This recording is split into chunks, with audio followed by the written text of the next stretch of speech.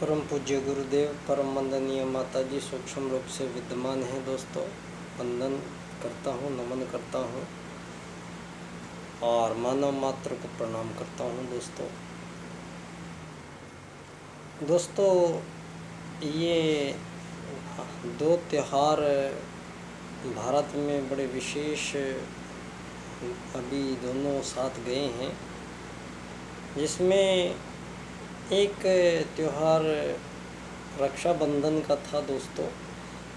और ये रक्षाबंधन का त्यौहार भारत में इस तरीके से प्राचीन काल से ही मनाया जाता है। ये जो त्यौहार है ये मानवीय संवेदनाओं, मानवीय गरिमा, मानवीय चिंतन की पराकाष्ठा और मानवीय जीवन क्रम का उसका व्यवहारिक जो दृष्टिकोण है, ये प्रसारित भारत इसलिए हम बात करते हैं, हम सनातन की बात करते हैं। कई बार हम बोलते हैं धर्म से, हमारा देश धर्म से चलता है और हमारे देश की एक अलग ही पहचान है, वो है आध्यात्मिकता। दोस्तों, भारत जो ये 2100 साल की ज़िंदगी जो आप गिनाते हैं 21वीं शताब्दी में, ये 2100 साल का भारत नहीं है दोस्तों, जिसको आप आज़ादी के पट्टे बांट रहे हो 1947 में। तो ये गुलाम भी आपने 2500 साल से ही बना था। तो 2500 साल से ये जब से गुलाम बनाया आपने, और फिर इसके आज़ादी के हमें पट्टे काट के दिए जा रहे हैं धरती पे। ये आप लोगों के जो षड्यंत्र हैं मानव के प्रति, ये आप लोगों ने सबसे पहला जो कार्य किया वो किया, राजनीति को धर्म से अलग किया। तो राजनीति को अलग विभाग बना दिया आप लोगों ने और धर्म को अलग विभाग बना दिया। तो सारी दुनिया में ये धर्म विभाग अलग है और राजनीति विभाग अलग है। और ये धर्म विभाग जितने भी हैं सभी देशों में, ये सब एक जैसी बातें करते हैं, सब अच्छी बातें करते हैं, लेकिन ये अच्छा बनने के लिए जो प्रेरणा स्रोत है वो यहाँ मूल रूप से धन है। और धन को जो नियंत्रित करता है वो सरकार के माध्यम से वो पूंजीपति करते हैं। तो मतलब सारे देशों में बड़े ही सलीके से धर्म संस्थान हैं सारी दुनिया में। सारी दुनिया के लोग धर्म बोलेंगे कि कौन है धर्म से चलता है या अधर्म से, तो सारी दुनिया कहीं ना कहीं से जुड़ी हुई बताएगी अपने आप को कि हम फलाने धर्म से जुड़े हुए हैं। तो सारी दुनिया अपने आप को धार्मिक कहलाना तो पसंद करती है, क्योंकि धार्मिक एक वृत्ति है, प्रवृत्ति है मानव की। वो कोई एक वो नहीं है कि मानव को धर्म का सर्टिफिकेट काट के दिया जा रहे हैं धरती पे, ये हिंदू धर्म का है, ये मुस्लिम धर्म का है, फिर उनको आरक्षण दिए जा रहे हैं, फिर आपको महत्ताएँ दी जा रही हैं, आप दूसरों को बांटा जा रहा है। ये बढ़ते ये त्रुटि हमारी ही थी, जो मानवीय जो बुद्धि ने हमारे वेद शास्त्रों को जब तिलांजलि दी। सबसे बड़ी त्रुटि हमारी ही है दोस्तों, कि हम धर्म अर्थ काम मोक्ष की जीवन पद्धति से संचालित होते हुए हजारों लाखों से चले आ रहे थे। और जो बीच में ये आक्रमण हुए हम पे 2500 साल से फलाने ढिमके लोग आते गए, और हम लोगों ने सोचा कि ये तो मेहमान हैं, मेहमान तो देवतुल्य होते हैं। यहाँ तो मेहमान कोई घर में आ जाता था, अभी भी तो थोड़े दिन पहले तक भी कोई मेहमान गांव में आ जाता था, किसी के घर में अचानक से ही चला जाता था, तो उसको सब भगवान मानते थे। उसके लिए सब अच्छी व्यवस्था, पकवान व्यवस्था करते थे। ये नहीं पूछते थे आप कहाँ से आए हो, क्यों आए हो, आप तो आइए रहिए और जाइए आराम से, आप अतिथि देवो भव। एक ऐसा देश की पद्धति के साथ छेड़छाड़ की गई है जहाँ आत्मत सर्वभूतेषु और वसुदैव कुटुम्बकम के सूत्र जिस धरती पे गूंजे हैं, जहाँ लाखों साल तक यहाँ पर सतयुग समाज बसाया इस मानव शरीर ने। इस मानव देह ने जब धरती पे पहली बार आया तो सतयुगी समाज के माध्यम से यहाँ हजारों लाखों साल तक आयु प्राप्त था और अपनी इच्छा मृत्यु प्राप्त था मानव, और धर्म अर्थ काम मोक्ष मोक्ष प्राप्त करने के अपनी जो यात्रा पे परमात्मा का एक अंश आत्मा धरती पे आता है, वो आत्मा को एक शरीर में प्रवेश करना पड़ता है। और ये शरीर यहाँ 84 लाख प्रकार के शरीर हैं। आत्मा वही सब में एक है, पुरुष हो चाहे नारी हो, किसी भी शरीर की बाहरी जो आकृति प्रकृति के हिसाब से आत्मा में कोई परिवर्तन नहीं है। तो यहाँ सबसे बड़ा भ्रम तो यही हुआ है दुनिया में कि महिलाओं को एक अलग शरीर समझ लिया गया है और पुरुषों को एक अलग शरीर समझ के यहाँ पर धरती पे दो समाज समझे गए हैं, एक पुरुष समाज एक महिला समाज, दोनों के अधिकार बना दिए गए हैं, महिला अधिकार पुरुष अधिकार। और ये अधिकार ऐसे टकरा रहे हैं कि यहाँ मानव की मानवीयता ख़त्म होती चली जा रही है। और भोगी जो वो लोग धन के आधार पे जो भोगवाद के संचालक लोग हैं, वो उन्होंने भोग के दो ही साधनों को चुना है। एक तो उन्होंने कृत्रिम रूप से धन को बनाया गया है दुनिया में पूंजीवाद के माध्यम से, आज़ाद देश करके जो पट्टे काटे गए हैं, और आज़ाद देशों के पास खुद की मुद्रा खुद के पैसे छापने का अधिकार है। तो अगर इतना ही अधिकार है तो ये सारे आज़ाद देश की ये सरकारें अपने सारे देश के गरीबों को गिन के एक साथ छाप के नोट बंडल क्यों नहीं दे देती है? मेरा सवाल ये भी है आप लोगों से, अगर सरकार आज़ाद है, क्योंकि आज़ाद है नहीं, ये बात हम कई बार अभी आगे हम चलेंगे कि आज़ादी का जो ये षड्यंत्र खेला गया है धरती पे, यही मानव को जो सबसे बड़ा भ्रम में डाला गया है। क्योंकि एक ही प्रजाति के जीवों में आज़ादी कभी संभव नहीं है धरती पे। चिड़िया चिड़िया के बीच में कोई आज़ादी नहीं हो सकती है। वो कोर्ट केस लड़ेंगे क्या, वहाँ पे माथा फोड़ेंगे क्या? कबूतरों में आज़ादी हो नहीं सकती है, मधुमक्खी के छत्ते में रानी होती है, लेकिन आज़ादी नहीं हो सकती है। दोस्तों, प्रत्येक जीव को धरती पे यहाँ 84 लाख प्रकार के जीव जंतु हैं। आप तो अपने आप को सर्वश्रेष्ठ घोषित करके बैठ गए हैं, लेकिन मैं तो यहाँ पे मेरे पास एक छोटा कुत्ता है और एक बिल्ली है, दोनों को मैंने साथ पाला है। तो मैं देखता हूँ कि जब भी मैं उनको कुछ बोलता भी नहीं हूँ, उनकी आँखों में एक बार देखता हूँ तो वो आँखों के भाव समझ जाते हैं, वो आँखों के रिएक्ट करते हैं। तो मैं वहाँ पर एकदम आश्चर्य में पड़ गया हूँ। मैं पिछले 1 साल से ज़्यादा वक्त मेरा उन दोनों के साथ बीत रहा है, तो मैंने ये देखा है कि उनको बचपन से ही आँखों की भाषा को वो पढ़ लेते हैं। तो मतलब इतनी ज़्यादा सक्रियता उनमें इतनी ज़्यादा है, कुत्ता में गंध इतनी भयंकर है, वो दूर से कि आपका दोस्त कौन है दुश्मन कौन है वो दूर से समझ जाता है। ये क्वालिटी हमें क्यों नहीं आती है?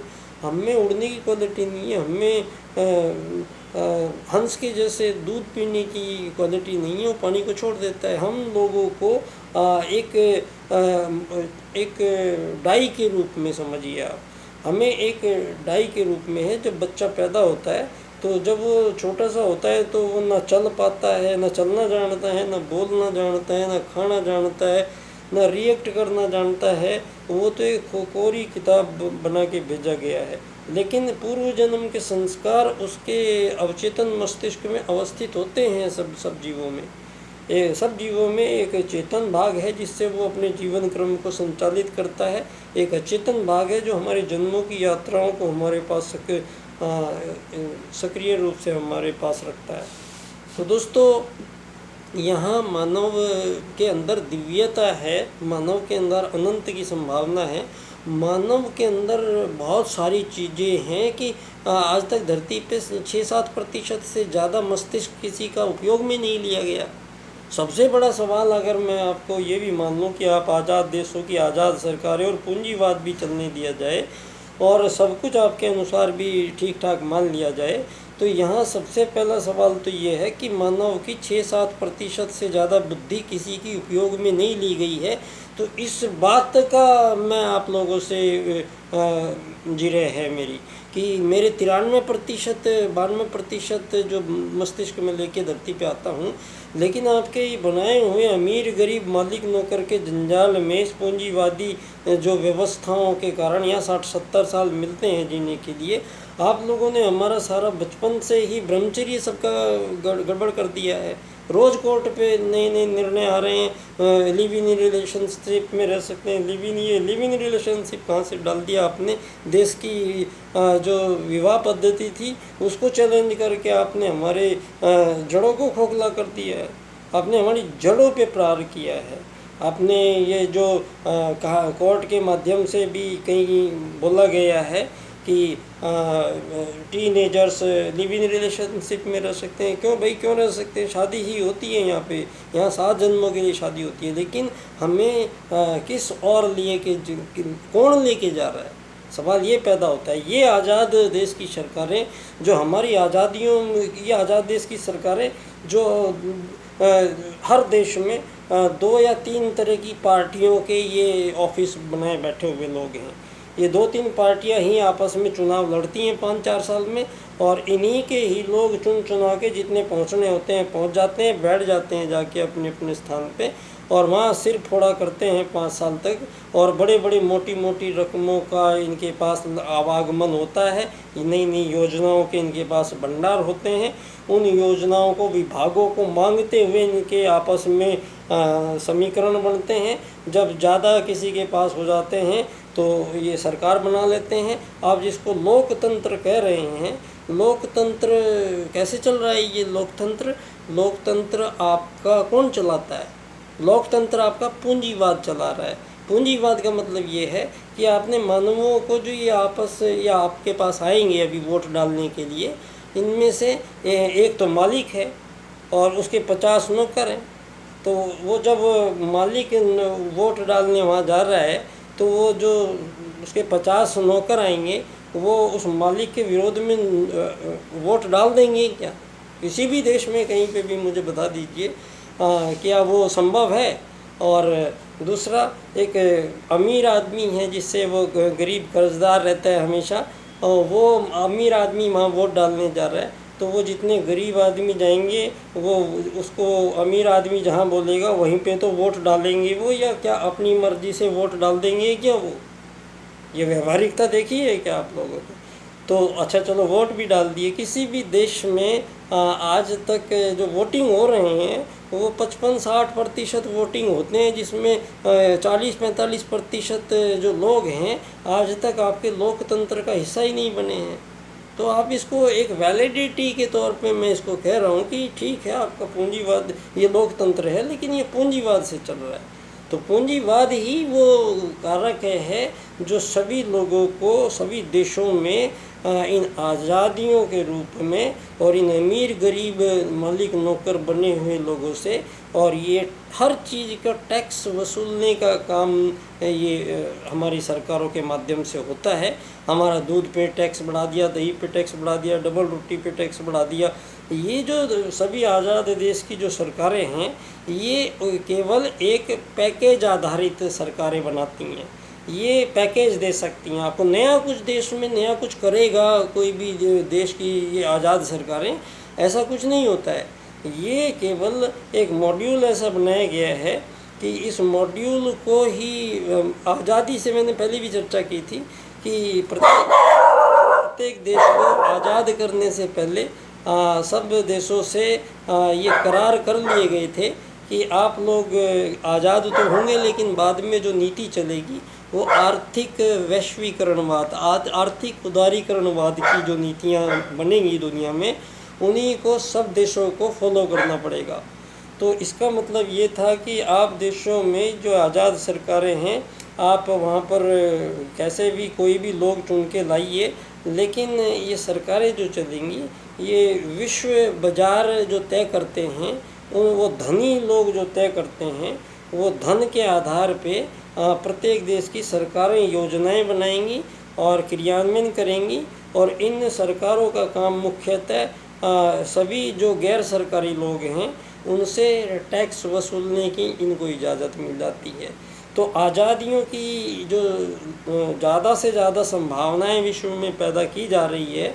पहले आज आपको आश्चर्य होगा, इस धरती पे 199 आज़ाद देशों की सीमाओं रेखाओं में बटी हुई दुनिया को सारी दुनिया में ये धनपति जो लोग हैं, पूंजीपति जो लोग हैं, ये सारी दुनिया को केवल यही इन्हीं के संचालन की व्यवस्था पूंजीवादी लोकतंत्रवाद के माध्यम से इस गरीब अमीर के संचालन में ही मानव का यहाँ तक पहुँचा है कि आज धरती पे मानव चांद पे भी पहुँच गया है मोदी साहब। लेकिन ये हवाई जहाज़ बने हुए आज से 150 साल हो गए हैं, लेकिन भारत के मुझे नहीं लगता है कि 5% या 10% से ज़्यादा लोग आज तक हवाई जहाज़ में भी बैठे हों।